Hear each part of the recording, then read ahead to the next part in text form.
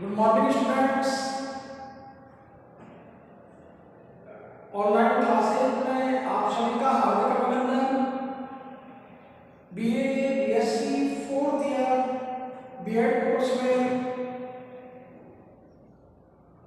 Integrated course में आप पढ़ रहे हैं बालिका शिक्षा और महिलाओं के संपूर्ण विकास के लिए विभिन्न योजनाएं और विभिन्न कार्यक्रमों के बारे में। शिक्षार्थियों, महिला और पुरुष के बीच जो खाई है उस खाई को पाटने के लिए महिलाओं को पुरुषों के समान खड़ा करना होगा और महिलाओं को पुरुषों के समान खड़ा करने के लिए महिलाओं को शिक्षा प्रदान करनी होगी। शिक्षार्थियों, महिलाओं की शिक्षा को और उनके संपूर्ण विकास को बढ़ाने के लिए भारत सरकार ने ढेर सारी योजनाओं को अंजाम दिया है और उन योजनाओं से शहरी और ग्रामीण क्षेत्र की महिलाएं अधिक मात्रा में लाभ उठा रही हैं। शिक्षार्थियों, इसी पर चर्चा करने के लिए हम यहाँ केंद्र सरकार की योजना और केंद्र सरकार के विभिन्न कार्यक्रमों के बारे में अध्ययन करने जा रहे हैं। शिक्षार्थियों, 1974 में महिला विकास और महिलाओं के कल्याण और सशक्तिकरण के जो कदम पहली बार उठे वो 1974 में उठे।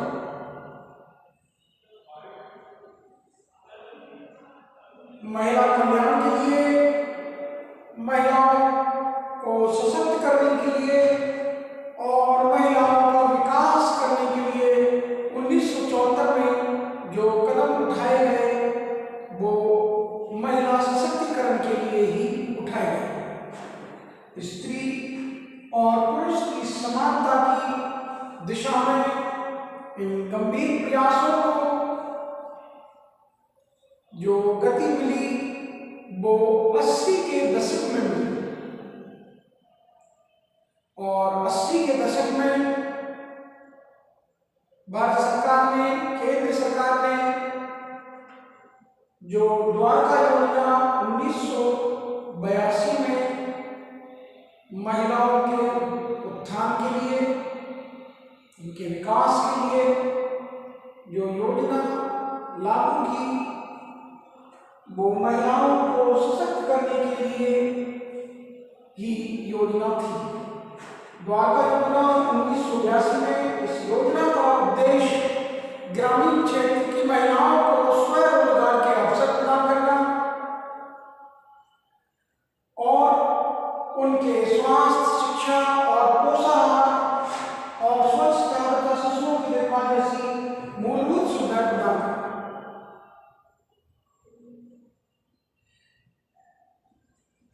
मानव संसाधन विकास मंत्रालय के अंतर्गत महिलाओं के लिए विभिन्न योजनाएं और विभिन्न कार्यक्रम को क्रियान्वित देने के लिए सरकार ने अलग अलग मंत्रालयों का गठन किया और उन्हीं अलग अलग मंत्रालयों के अंतर्गत सरकार की विभिन्न योजनाओं पर हम चर्चा कर रहे हैं। मानव संसाधन विकास मंत्रालय, मानव संसाधन विकास मंत्रालय के अंतर्गत द्वारका योजना 1982 में लागू की गई और इस योजना का मुख्य उद्देश्य ग्रामीण क्षेत्र की महिलाओं को स्वरोजगार उपलब्ध कराना, रोजगार के अवसर देना और उनके स्वास्थ्य के लिए, उनके बच्चों के स्वास्थ्य की देखभाल के लिए पोषाहार की व्यवस्था करना, पौष्टिक आहार की व्यवस्था करना और उन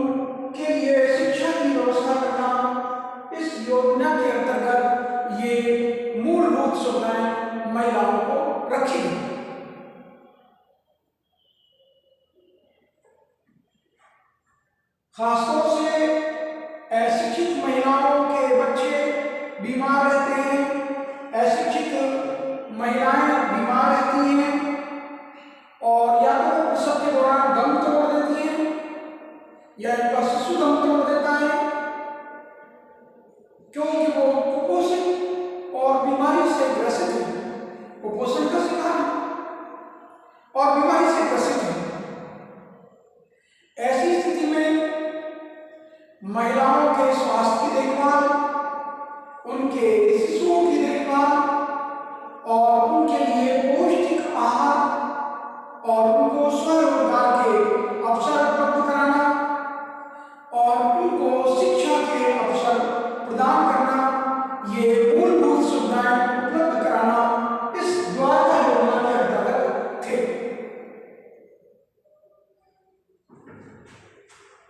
नौरान प्रशिक्षण योजना 1989 में ये योजना आई और महिलाओं को विभिन्न जैसे उनको बुनाई, कढ़ाई या प्रिंटिंग, दरी, चिकन, स्क्रीन प्रिंटिंग और इस प्रकार का प्रशिक्षण देकर आर्थिक गतिविधियों में उनको लगाए रखना, जिससे कि वो आर्थिक रूप से आत्मनिर्भर बन जाए।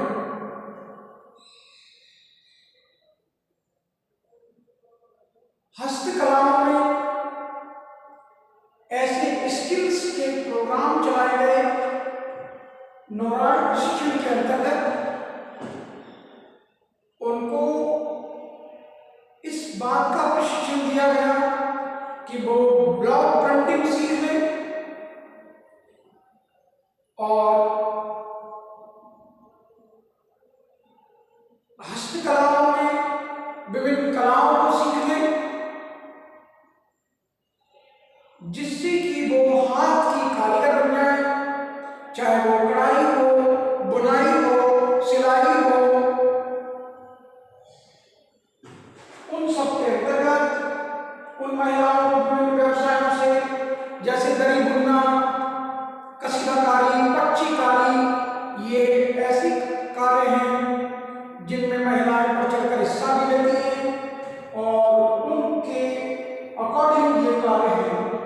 इन सारे कार्यों का उनको प्रशिक्षण प्रदान करके महिलाओं को आर्थिक रूप से आत्मनिर्भर बनाना, उनके लिए आर्थिक सहायता पहुंचाना, इस योजना के अंतर्गत ये कार्य रखा गया। महिलाओं के लिए प्रशिक्षण सहायता स्टेप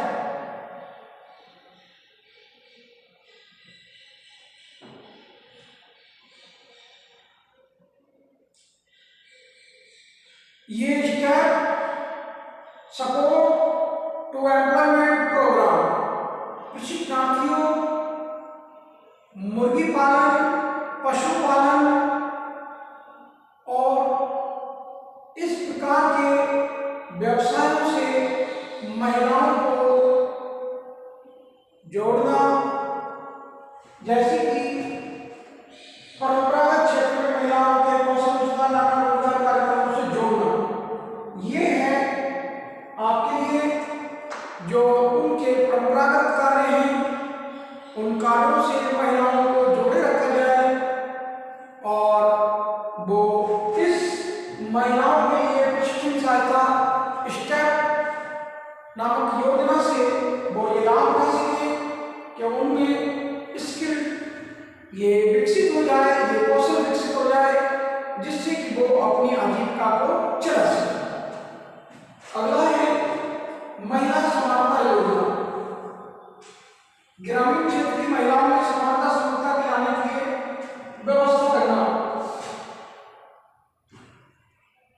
प्रशिक्षणार्थियों, अगला बिंदु है महिला समानता योजना।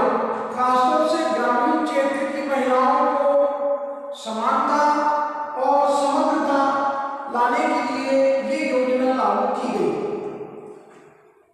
प्रशिक्षणार्थियों, ग्रामीण क्षेत्र में महिलाओं को समग्रता और समानता लाने के लिए उनकी शिक्षा की समुचित व्यवस्था इस योजना योजना के अंतर्गत की गई।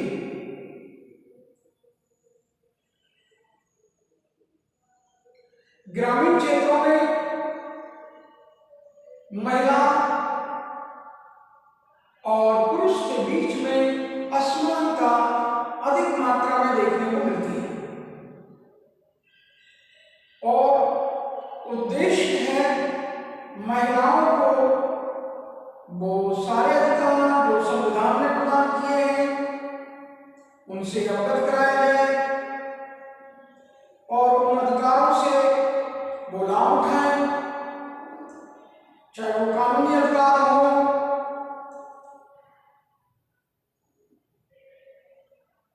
जो संविधान ने उनको प्रदान किए हैं, तो उन अधिकारों से लाभ उठाते हुए वो पुरुषों के समान उठ खड़ी हों।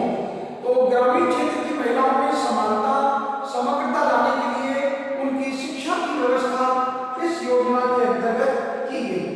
महिला समृद्धि योजना 1993।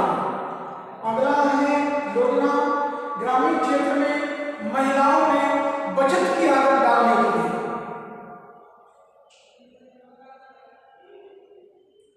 आज आप बचत करेंगे तो कल आपको कुछ जमा पूंजी मिल जाएगी जो भी आपने बचत की है।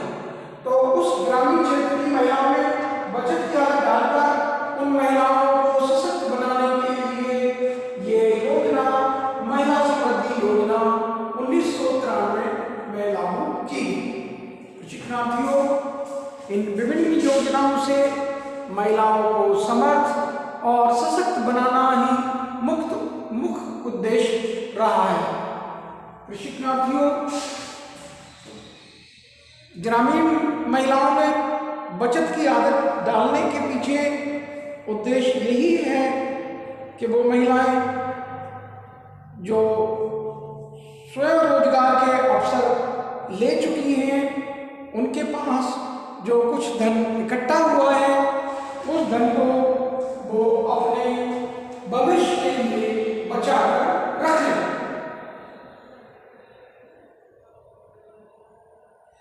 महिलाओं के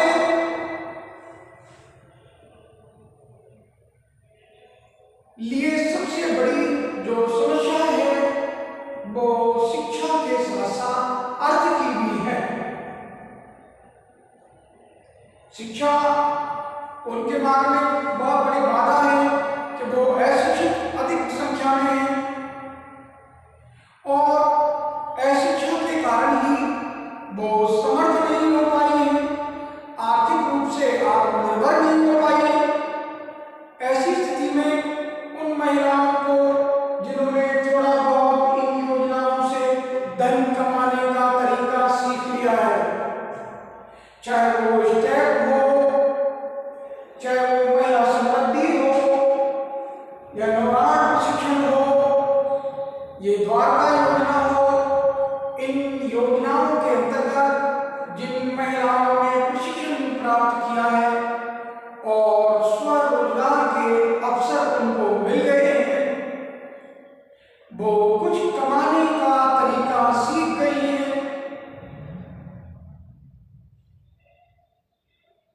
अब वो अपनी पॉकेट मनी खुद निकालना सीख गई है, थोड़ी थोड़ी आत्मनिर्भर होने लगी है। तो ऐसी स्थिति में उन महिलाओं को बचत करने की आदत भी डाली जाए, जिससे कि वो अपने भविष्य की निधि को संभाल कर रख सकें। तो महिला समृद्धि योजना के अंतर्गत महिलाओं में, ग्रामीण क्षेत्र की महिलाओं में खासतौर से ये बचत की आदत डालकर उनको भविष्य के लिए कुछ धन एकत्रित करने के लिए प्रेरित करती है। राष्ट्रीय महिला कोष 1993 गरीबी रेखा के नीचे की प्रकार की महिलाओं में आर्थिक सामाजिक बढ़त लाने हेतु उत्पादन ऋण संबंधी योजना। ऐसी महिलाएं जिनका जीवन गरीबी रेखा से नीचे चल रहा है, जिनको 2 जून की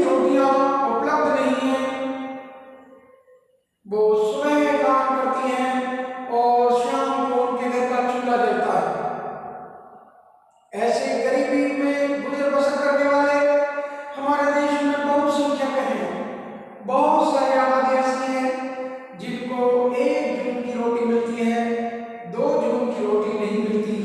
जून से संबंध एक वक्त की रोटी से है, 2 वक्त की रोटी उनको नसीब नहीं होती। वो एक वक्त काम करते हैं और दूसरे वक्त में वो अपना चूल्हा जलाते हैं। ऐसे लोगों के जीवन को गरीबी रेखा से नीचे का जीवन कहा जाता है। प्रशिक्षणार्थियों, ये गरीबी रेखा से नीचे के जीवन को गुजर बसर करने वाले लोग उनकी जिंदगी में आर्थिक रूप से, सामाजिक रूप से परिवर्तन लाने के लिए और उनके उत्पादन गतिविधियों को बढ़ाने के लिए उनको कुछ ऋण संबंधी सुविधाएं प्रदान की जाए।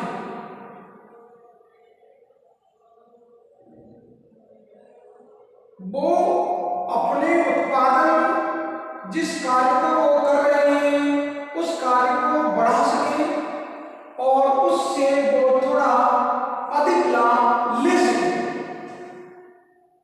उसके लिए उनको जब तक लोन नहीं दिया जाएगा तब तक वो अपने कार्य को आगे नहीं बढ़ा सकते। उन महिलाओं को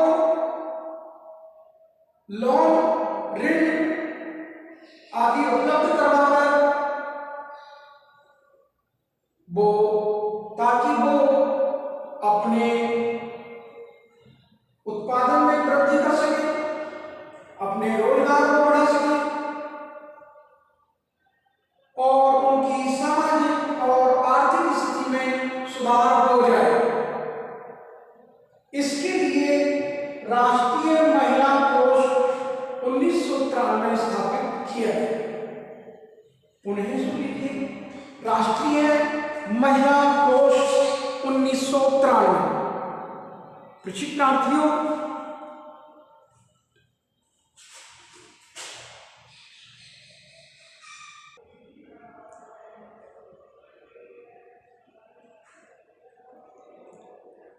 प्रशिक्षणार्थियों 1993 में राष्ट्रीय महिला कोष गरीबी रेखा के नीचे के परिवारों की आर्थिक और सामाजिक स्थिति में परिवर्तन लाने के लिए और उनको उनके उत्पादन में वृद्धि करने के लिए ऋण सुविधाएं उपलब्ध कराने के लिए इस कोष की स्थापना की गई। सातवां है राजराजेश्वरी बीमा योजना। गरीबी रेखा के नीचे की जो ग्रामीण परिवारों की महिलाएं थी, उन महिलाओं की आर्थिक, सामाजिक और स्थिति को सुधारने के लिए और उनको उत्पादन में वृद्धि करने के लिए ऋण उपलब्ध या ऋण संबंधी सुविधाएं उपलब्ध कराना, ये राष्ट्रीय महिला कोष का गठन किया गया। इसके लिए राष्ट्रीय महिला कोष का गठन किया गया। ठीक उसी प्रकार से ग्रामीण क्षेत्र की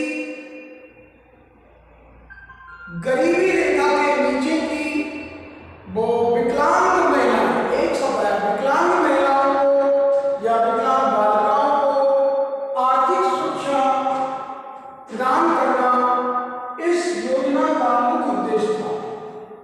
राजराजेश्वरी बीमा योजना। राजराजेश्वरी बीमा योजना के अंतर्गत ग्रामीण क्षेत्र की गरीबी रेखा के नीचे की महिलाओं को, विकलांग महिलाओं को, बालिकाओं को आर्थिक सुरक्षा मुहैया कराना या उनके लिए इस योजना का लाभ दिया गया। राष्ट्रीय शिशु गृह कोष योजना। प्रशिक्षणार्थियों, आप देखते हैं कि छोटी उम्र के बच्चों की देखभाल के कारण कुछ बालिकाएं विद्यालय नहीं जा पाते। जैसा कि मैंने बताया आपको कि वो विद्यालय में प्रवेश तो ले लेती हैं, लेकिन विद्यालय से नाराज हो जाती है। कारण चाहे आर्थिक रहे हो, कारण चाहे पारिवारिक रहे हो, कारण चाहे उनके सामाजिक रहे हो, लेकिन इन सभी कारणों के पीछे परिवार की आर्थिक स्थिति मुख्य रूप से उत्तरदायी है। माँ बाप के कार्य पर चले जाने से जो शिशु है घर में, उसकी देखभाल करने के लिए लड़कियों को ही घर में रखा जाता है, उन्हीं को उनकी शिक्षा से वंचित किया जाता है, जबकि लड़कों को शिक्षा प्रदान करने के लिए विद्यालय भेज दिया जाता है और लड़कियां अपने छोटे बहन भाई की और शिशु की देखभाल के लिए घर में रोक ली जाती है। इससे वो बालिकाएं जो विद्यालय जा रही होती हैं, उनकी पढ़ाई और उनका कोर्स उनसे पिछड़ जाता है और वो विद्यालय छोड़ देते हैं। शिक्षार्थियों, राष्ट्रीय शिशु गृह कोष योजना के अंतर्गत जन्म से लेकर 5 वर्ष के नाजुक वर्ग के बच्चों को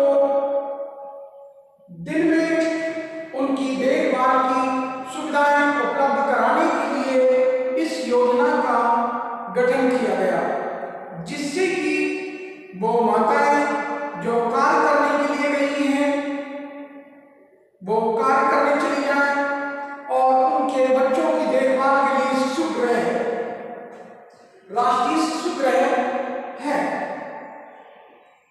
वो कार्य से लौटेगी, दिन भर उनके बच्चे की देखभाल के लिए शिशु गृह में या क्रैचे जिसका नाम है, वो शिशु गृह से वो अपने बच्चों को शाम को वापस घर ले आएंगे और उन्हीं के परिवार की कोई बालिका, कोई बेटी शिक्षा से वंचित नहीं रहेगी। इस उद्देश्य को लेकर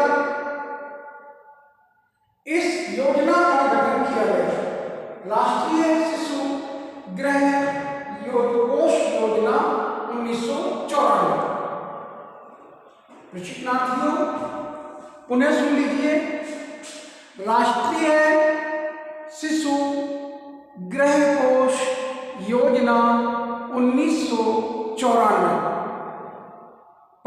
0 से 5 वर्ष के नाजुक वर्ग के बच्चों को दिन में देखभाल की सुविधाएं उपलब्ध कराना इस योजना का उद्देश्य था। बालिका समृद्धि योजना 1997। शिक्षार्थियों, गरीबी रेखा के नीचे के परिवार में जन्म लेने वाली बालिका की माता को पौष्टिक आहार तथा बालिका की 10वीं कक्षा तक की पढ़ाई हेतु नकद शैक्षिक अनुदान सहायता प्रदान करना इस योजना का मुख्य उद्देश्य है। शिक्षार्थियों, बालिका समृद्धि योजना 1997 का हम यहाँ पर चर्चा कर रहे हैं।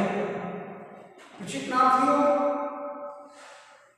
बालिका समृद्धि योजना के अंतर्गत जो गरीबी रेखा के नीचे की महिलाएं हैं, जिन्होंने बच्चे को जन्म दिया है, तो उनके बच्चे का लालन पालन, बच्चे की परवरिश की जिम्मेदारी और उस जननी की जिसने जन्म दिया है उसके स्वास्थ्य की देखभाल और उसके लिए पौष्टिक आहार, उस माता को पौष्टिक आहार जिसने जन्म दिया है और जन्म लेने वाली बालिका के लिए 10वीं कक्षा तक शिक्षा प्राप्त करने के लिए नकद राशि की, नकद भुगतान की ये योजना सिफारिश करती है।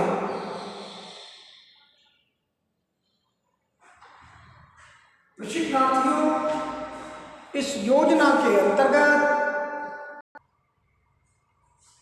प्रशिक्षणार्थियों बालिका समृद्धि योजना के अंतर्गत उन गरीबी रेखा के नीचे की महिला जो बालकों को जन्म देती हैं उनके लिए पौष्टिक आहार की व्यवस्था करना, और यदि जन्म उनके यहाँ से किसी पुत्री ने लिया है, बालिका का जन्म हुआ है, बेटी का जन्म हुआ है, तो उस बेटी को 10वीं कक्षा तक शिक्षा प्राप्त करने के लिए नकद राशि इस योजना के अंतर्गत प्रदान की जाती है। जो शैक्षिक अनुदान दिया जाएगा वो नकद दिया जाता है 10वीं कक्षा तक की पढ़ाई के लिए। मरणोपरांत सहायता तथा पुनर्वास निधि योजना, किसी महिला ऋण धारक की मृत्यु अथवा राष्ट्रीय महिला वित्त कोष की ओर से योजना, जो राष्ट्रीय महिला कोष गरीबी रेखा से नीचे की महिला को सामाजिक आर्थिक स्थिति को सुधारने के लिए और उनको उनके उत्पादन में वृद्धि करने के लिए जो ऋण सुविधाएं उपलब्ध कराई गई थी, तो उन ऋण सुविधाओं को प्राप्त करने वाली महिला की अगर मौत हो जाती है तो महिला ऋण धारक की मृत्यु अथवा राष्ट्रीय महिला उत्पादन से सृजित परिसंपत्ति जो उसने उस ऋण को प्राप्त करने के बाद जो संपत्ति एकत्रित की और उसको अगर कोई नुकसान होता है तो ऐसी दशा में उसके ऋण को इस योजना के अंतर्गत मरणोपरांत सहायता तथा पुनर्वास निधि योजना के अंतर्गत माफ कर दिया जाता है।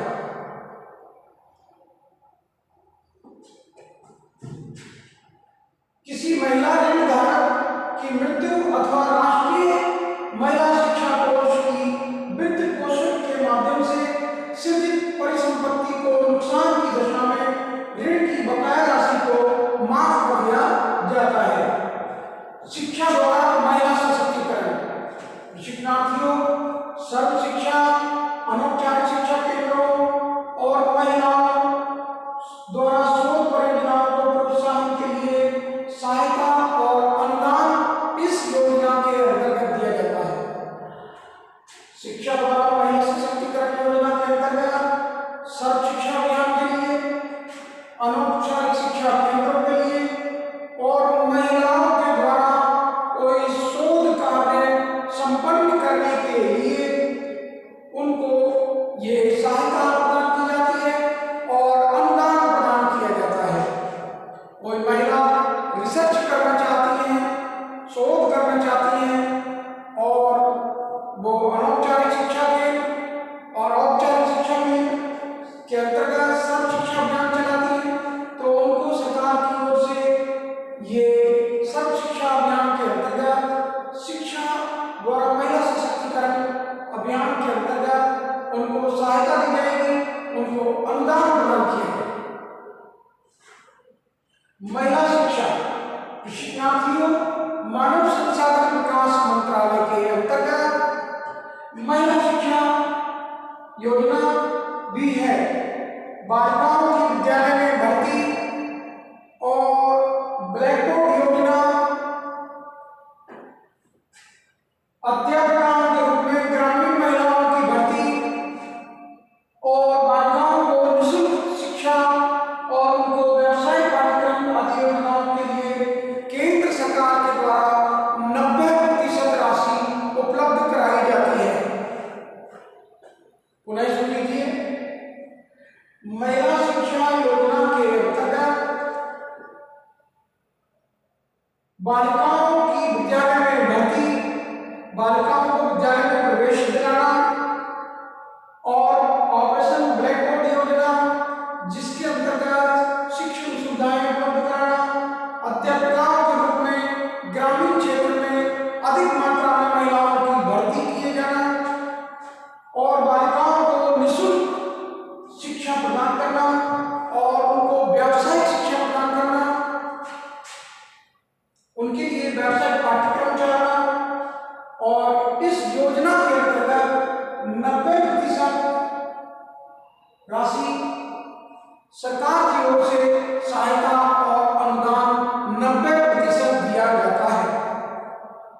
शिक्षार्थियों, अभी आपने देखा कि महिला शिक्षा योजना के अंतर्गत बालिकाओं की विद्यालय में भर्ती, ब्लैक बोर्ड योजना को अंजाम देना, अध्यापिकाओं के रूप में ग्रामीण महिलाओं की भर्ती और बालिकाओं को निःशुल्क शिक्षा और व्यावसायिक पाठ्यक्रम से जोड़ना, और इन सब कार्यों के लिए 90% राशि सरकार की ओर से सहायता और अनुदान दिया जाता है।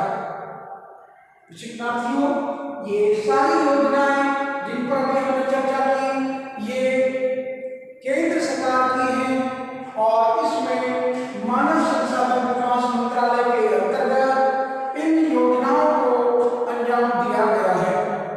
मैं समझता हूँ मेरा एक छोटा सा पाठ आपके समझ में जरूर आया होगा। शिक्षार्थियों, अगर समझ में नहीं आता है पूछ लीजिएगा, मैं यहीं पर अपनी वाणी को विराम देता हूँ और आप सभी को धन्यवाद।